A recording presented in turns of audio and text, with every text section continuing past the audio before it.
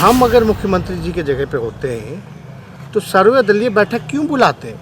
असल में कलेजा नहीं है और होगा भी नहीं। वो तो आरएसएस की गोद में बैठे हुए हैं। एक तो थके हुए मुख्यमंत्री है, एक बड़े भारी डरपोक।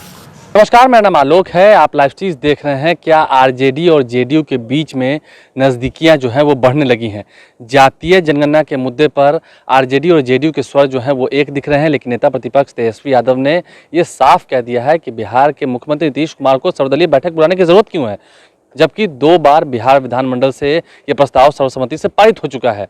और जहां तक बात बीजेपी की गोद में बैठे हुए हैं तो उन्हें काफ़ी ही डरपोक बताया है। ये कहा है कि उनके पास कलेजा नहीं है एक बड़ा फैसला लेने का। नेता प्रतिपक्ष तेजस्वी यादव क्या कुछ कह रहे थे मुख्यमंत्री नीतीश कुमार को लेकर, जरा सुनिए। पता चला कि नहीं कराना चाहते देश भर में जाति जनगणना, तो हमने उठ के बोला कि भाई प्रधानमंत्री से चलना चाहिए मिलने। दूसरा कंडीशन ये भी रखा, अगर भारत सरकार नहीं मानती, चाहते तो पूरे देश में थे कि हो जाति जनगणना, अगर नहीं हो पाता है पूरे देश में, प्रधानमंत्री मना करते हैं, तो और राज्यों जैसा जो कर्नाटका है या केरल है, जिन लोगों ने अपने राज्य में जाति जनगणना कराई है, तो हम ये भी चाहते थे कि मुख्यमंत्री घोषणा कर दे कि राज्य का जाति जनगणना जो है वो अपने राज्य सरकार के खर्चे पे हो। तो बात आई सर्वदलीय बैठक।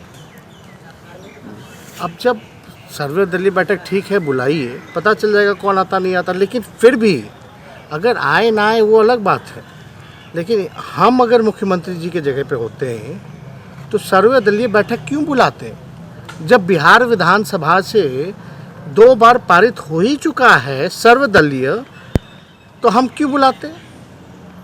हम तो केवल घोषणा करते कि राज्य सरकार जो है अपने बलबूते पे जो है वो जाति जनगणना कराएगी। सवाल नहीं पैदा होता है,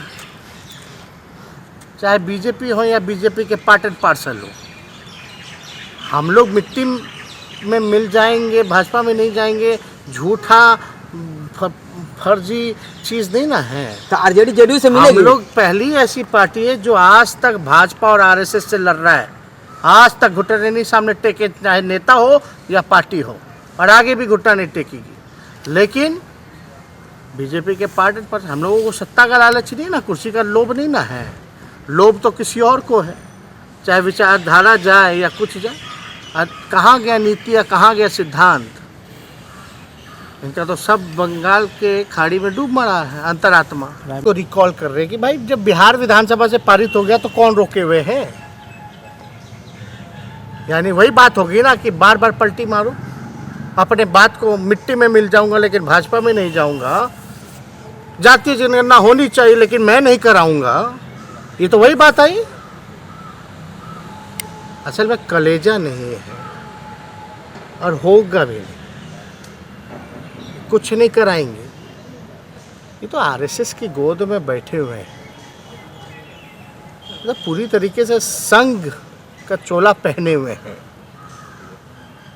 और भारी डरपोक है। एक तो थके हुए मुख्यमंत्री है, एक बड़े भारी डरपोक मुख्यमंत्री है। इनको देश इंटरेस्ट से कुछ लेना देना, राज्य हित से कुछ लेना देना नहीं, जनता के प्रति कुछ नहीं। ये जो तीसरी नंबर की पार्टी है, क्या मतलब है?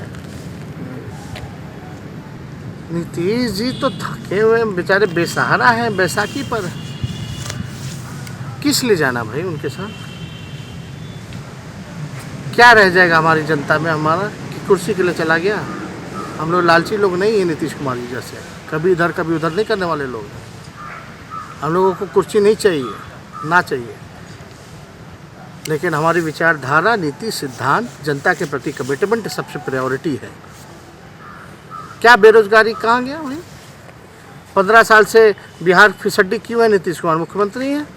तो आपने सुना, जातीय जनगणना का मुद्दा हो या फिर बिहार को विशेष राज्य का दर्जा दिलाने का मुद्दा हो, इन दोनों ही मुद्दे पर आरजेडी और जेडीयू के स्वर जो हैं वो एक जैसे दिख रहे हैं, लेकिन नीतीश कुमार को बड़ा फैसला लेना होगा।